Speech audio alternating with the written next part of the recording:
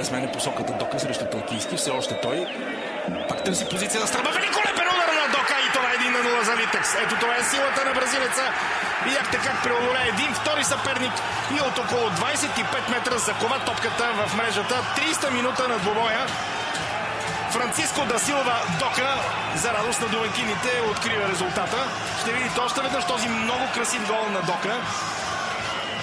Разбира се, топката бе изстреляна от доста сериозна дистанция и може би Георги Петков ще отнесе някои упреци за това попадение.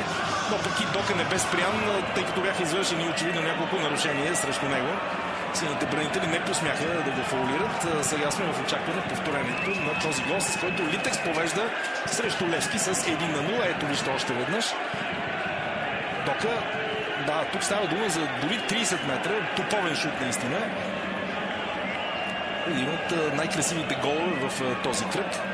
Дело на Франциско да Силва Дока.